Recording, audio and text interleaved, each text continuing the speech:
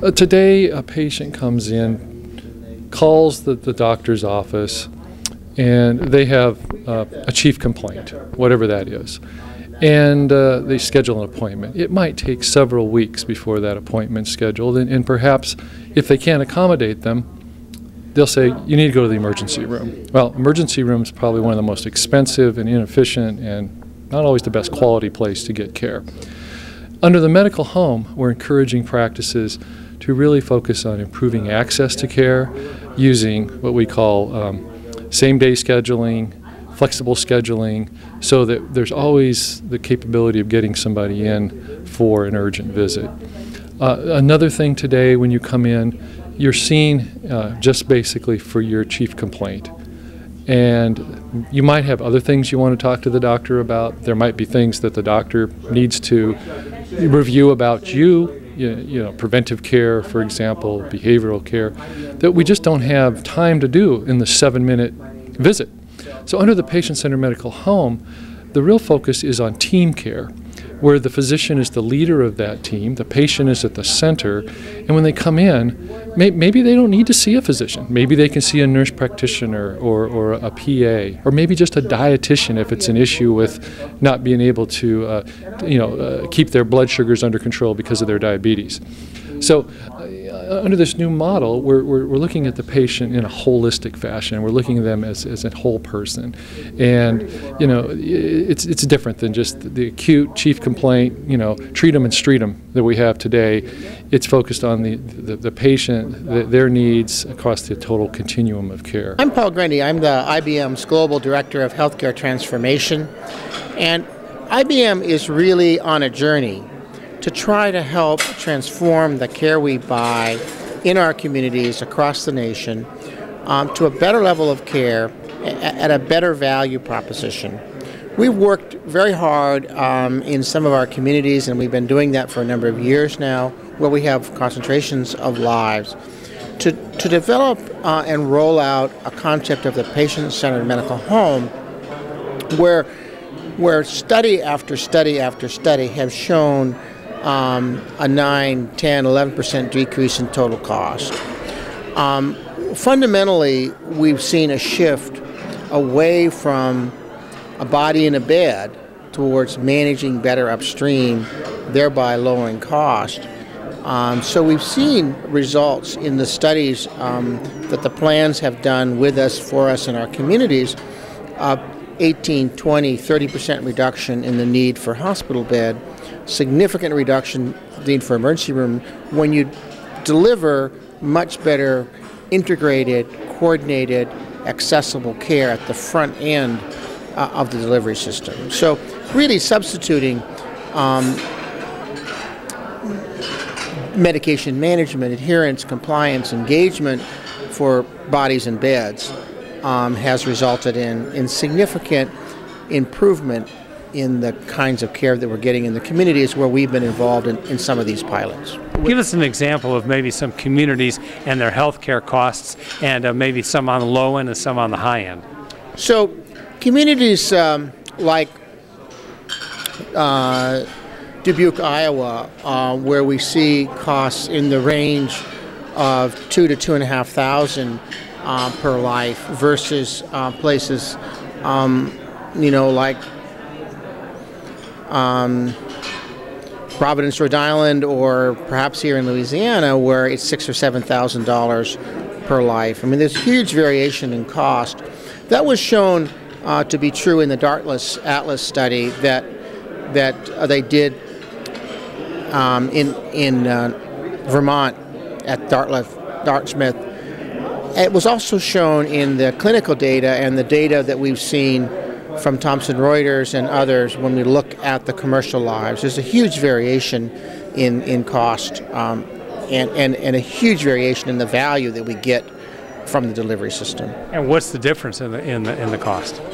So the difference can be thousands of dollars, literally thousands of dollars, 2, 3, 4-fold difference in cost. And we find a relationship such that the higher the cost, the worse the outcomes.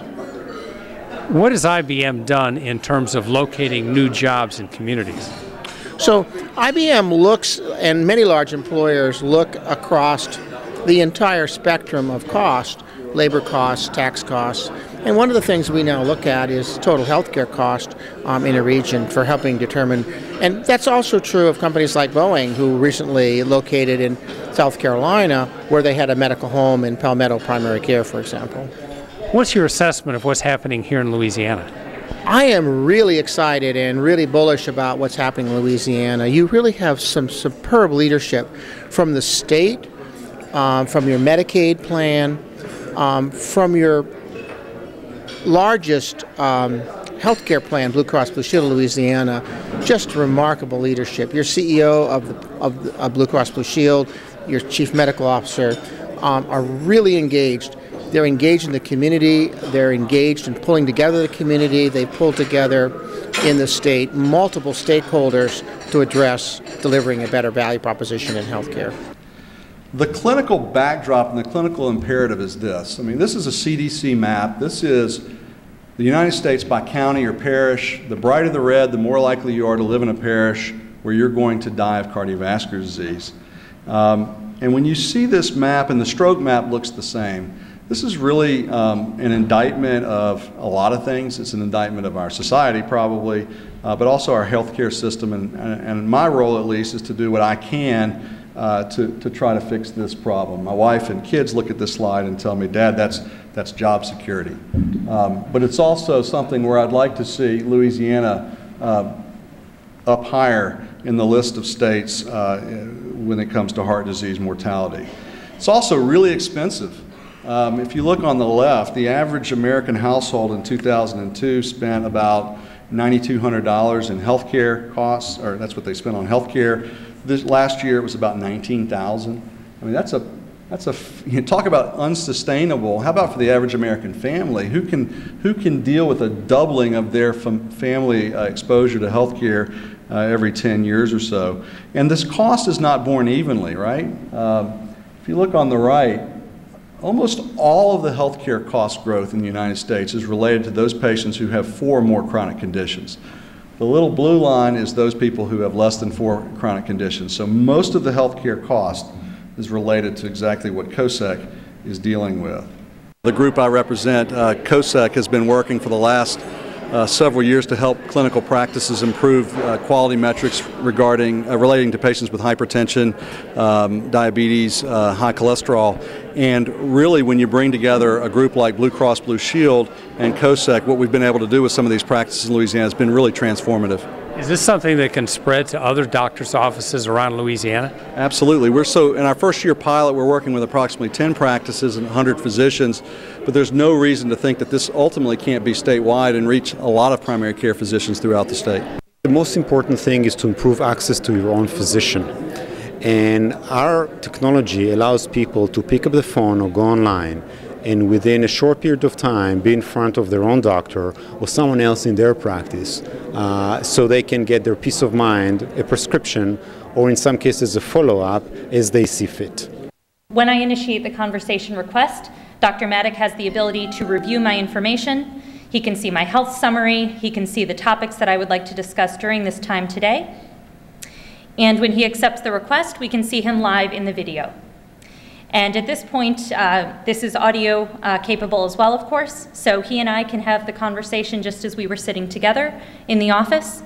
Using our high definition video, we can expand this video to full screen. So by the click of a button, I can actually see the provider, the entire head in this would be a rather large screen, but in my computer monitor, making it very easy for me to have that conversation and to feel that personal and intimate connection with the provider, and conversely, for the provider to feel that intimate connection with the patient and feel comfortable delivering care.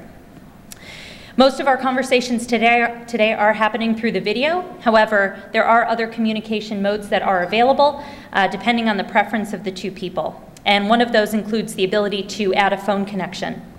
We've been very fortunate. Today, some of the largest payers across America are using it, including the United Health Group, WellPoint, many of the Blue Cross plans, the federal government, the VA, Rite Aid, to name a few. We've been also successful outside the United States. The government of Australia and New Zealand is now adopting this technology. We are building their own backbone for the next decade. My name is Gwen Lori, and I'm presently working with the Louisiana Healthcare Connection. But I'm here today to talk about the Patient-Centered Medical Home Institute, which is a national organization that Louisiana has become a part of, where we are bringing together a number of stakeholders throughout the state to participate in coordinating and better structuring and building an infrastructure for transition of all practices from what they're doing now into the patient-centered medical home. What we've seen, and actually what the literature has shown, is that patient-centered medical homes are really the key linchpin to improving quality of care, reducing costs of care, making patients healthier. It's really the classic sort of win-win situation by being proactive with care versus sort of waiting for symptoms to arise or waiting for complications to arise. Physicians and other clinicians are better able to manage their patients that have chronic conditions and make sure that they stay healthy, that they get the care that they need so that they avoid the long-term complications, hospitalizations, that sort of thing, which saves the system money as well. So it ends up being a real benefit to everybody. I've been in practice now for 10 years here in New Orleans, and as far as patient-centered medical home, provides more of a comprehensive primary care model, and for us it's been an opportunity to provide team-based care so that the physician doesn't have to fully be responsible for the entire care of the patient, that it's sort of a shared team-based approach. So we bring in clinical pharmacists, case managers, and help round out our management of chronic diseases. What has it meant for both your patients and yourself? For me, it's kind of freed up some time, kind of allowed me to spend more time with the patient, doing education and more chronic disease follow-up. Having the electronic health system in place allows us to do more population management, which allows us to target those patients who need our services the most and really gear our services to them. We've seen outstanding results in terms of the patient's involvement in their own care, and patient satisfaction results are much better than they were prior to the patient-centered medical home transformation. And there's also been evidence to show that providers themselves are more satisfied with their jobs in a patient-centered medical home environment.